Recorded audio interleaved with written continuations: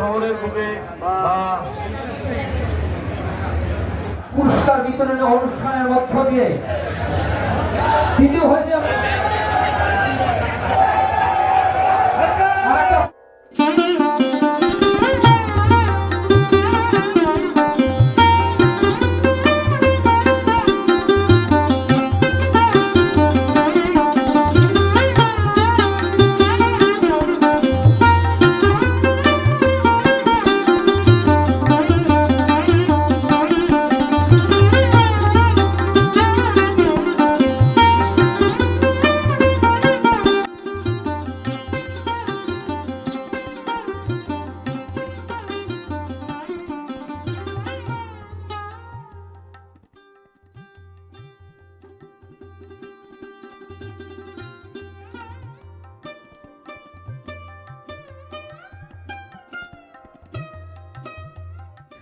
আজ খুব সুন্দর আকর্ষণীয় একটি ভিডিও নিয়ে আমি আবার চলে এলাম। এই হলো জলঢাকা ও ডুডুয়া নদীর সঙ্গমস্থল দড়িবস গ্রাম, যেখানে উত্তরবঙ্গের বিখ্যাত নৌকা বাইচ প্রতিযোগিতার আয়োজন করা হয়েছে।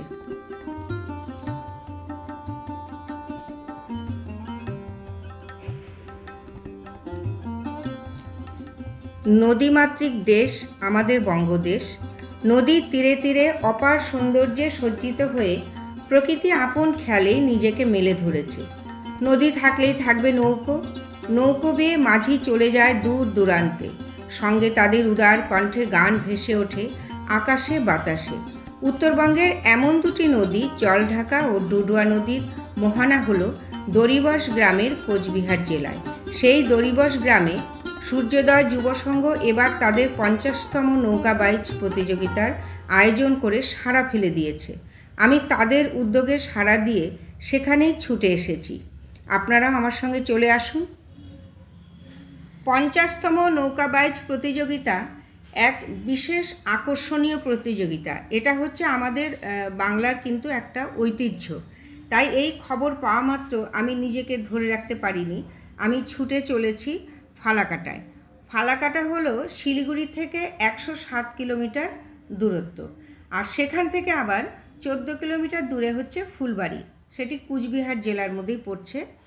তো আমি একাই প্রচণ্ড বৃষ্টি মাথায় নিয়ে রওনা হয়েছি। আর বর্ষাকাল, বৃষ্টি তো হবেই, তার মধ্যে ভাদ্র মাস, চারপাশ জলে থই থই করছে। তো আমি একা যাচ্ছি এখন এনজিপিতে, আমাকে ছেলে পৌঁছে দিচ্ছে। আর এনজিপিতে উত্তরবঙ্গ হচ্ছে 6টা 25-এ রাইট টাইম, তাই আমাকে এখনই ছুটতে হচ্ছে। ওরে বাবা, এই দেখো আমার এনজিপিতে আমি চলে এসেছি। আমি স্টেশনের সামনে এসেছি না কোনো নদীর সামনে এসেছি বুঝতে পারছি না। গাড়িটা কোথায় রাখবে সেই জায়গা খুঁজে পাওয়া যাচ্ছে না, মানে এক হাঁটু জল।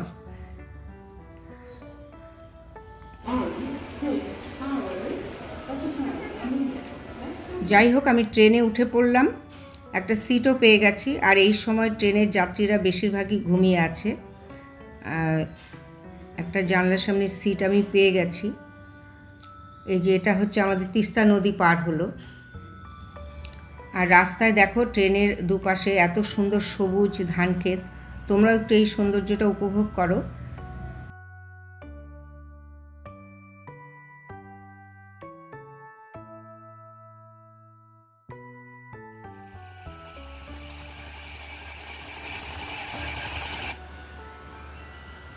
ট্রেন ঢুকে গেল ফালাকাটা স্টেশনে।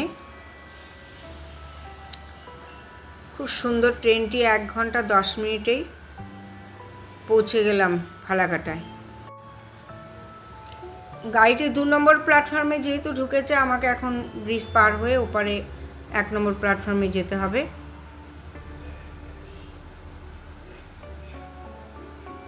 খুব সুন্দর কমফোর্টলি এসছি, কিন্তু একটাই সমস্যা হয়েছে, আমি এনজিপি থেকে ওঠার সময় প্রচণ্ড ভিজে গিয়েছিলাম স্টেশনে ঢোকার সময়, তাই ভেজা কাপড়েই বসে থাকতে হয়েছিল। এই যে আমার সেই উত্তরবঙ্গ এখন ছেড়ে দিল আবার। এখন এই ট্রেনটি সোজা যাবে বামুনহাটি লাস্ট স্টেশন।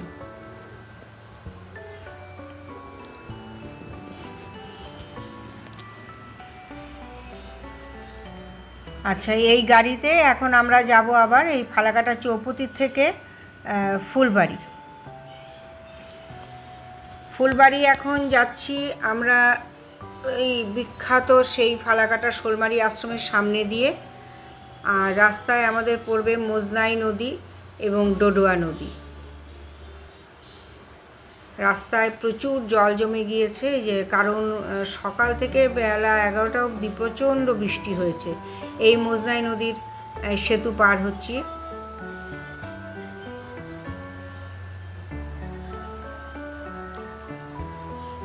আর সামনেই আছে ডোডোয়া নদী।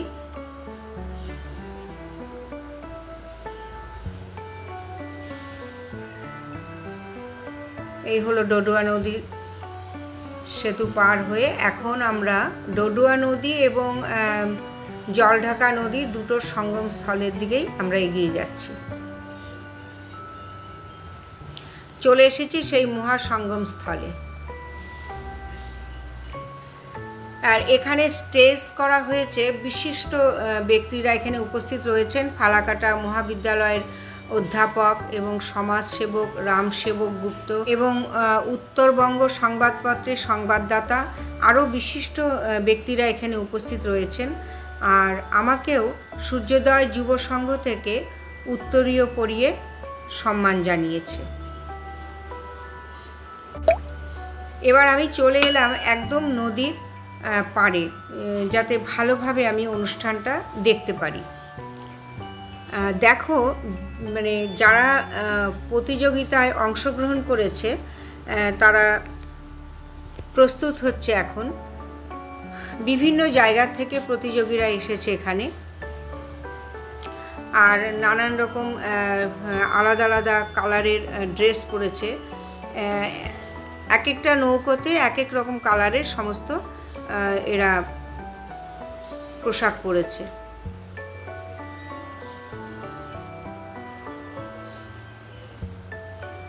আর এই নৌকোগুলো মানে লম্বাতে প্রায় 120 ফিট লম্বা।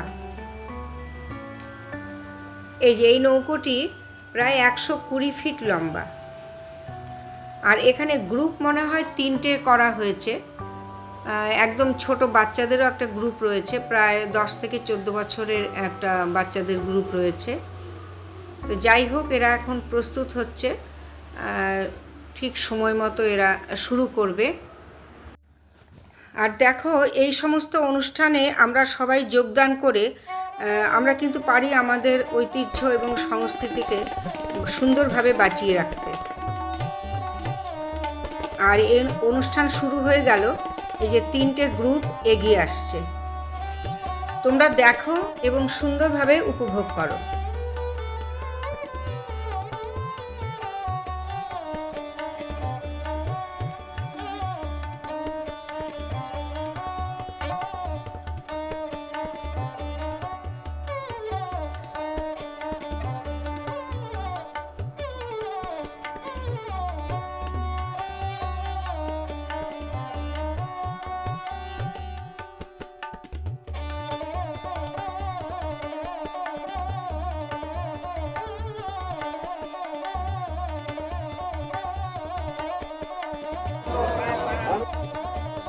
পেছনের এই নৌকোটিতে পরিদর্শন করছে এবং এই নৌকোর মধ্যে কিছু বিচারকও রয়েছে।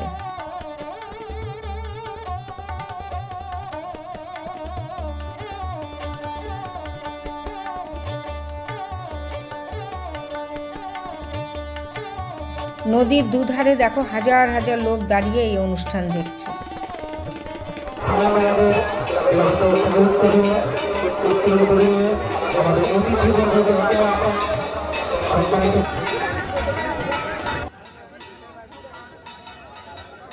বিজয়ী প্রার্থীরা বিভিন্ন রকম বাজনা বাজাতে বাজাতে ফিরে আসছে।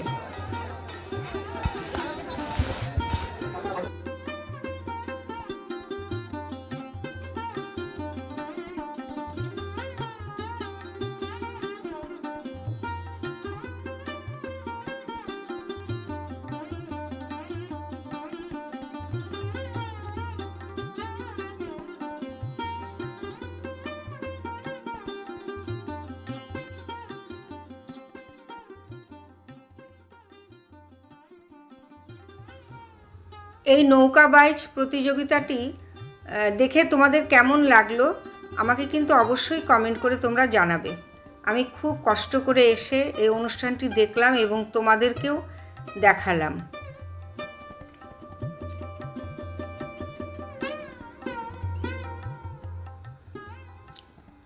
দেখো নদীর ধারে সুন্দর একটি মেলাও বসেছে, বিভিন্ন রকম খাবারের দোকান, খেলনার দোকান, খুব সুন্দর একটি মেলাও এখানে বসেছে। আর এই সূর্যোদয় যুব সংঘ ক্লাব থেকে যারা বিজয়ী তাদের জন্য খুব সুন্দর সুন্দর উপহারেরও ব্যবস্থা হয়েছে, মানে খুব সুন্দর উপহার দিয়েছে এখান থেকে। স্টিলের আলমারি, কাঠের আলমারি, রেফ্রিজারেটর, তারপর সোফা সেট, কুলার, সুন্দর সুন্দর প্রয়োজনীয় জিনিস সমস্ত উপহার দিয়েছে এই ক্লাব থেকে।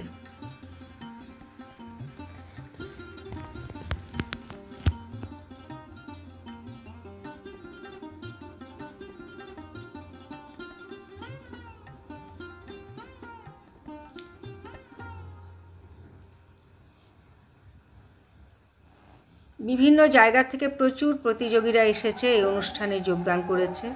এই যে দেখো সোফা সেট নিয়ে যাচ্ছে বিজয়ীরা।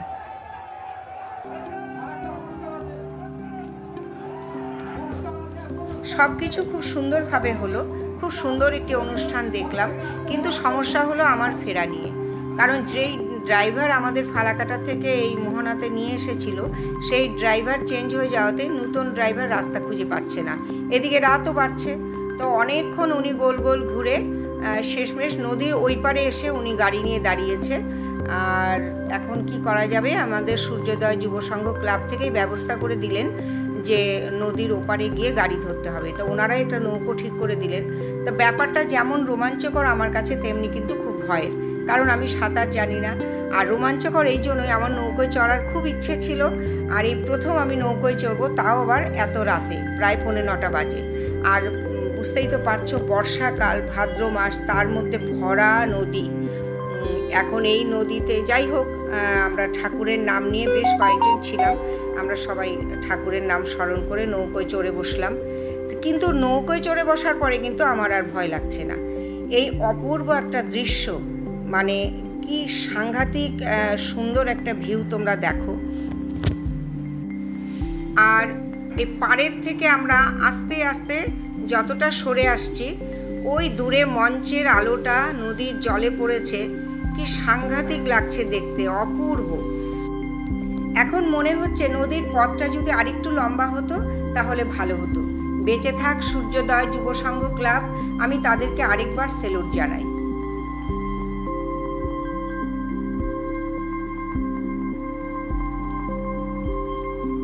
চলে এসেছি আমরা গাড়ির সামনে। আর ভিডিওটি তোমাদের কেমন লাগলো আমি আরেকবার বলছি, তোমরা অবশ্যই আমাকে কমেন্ট করে জানাবে। সবাই খুব ভালো থেকো, শুভ রাত।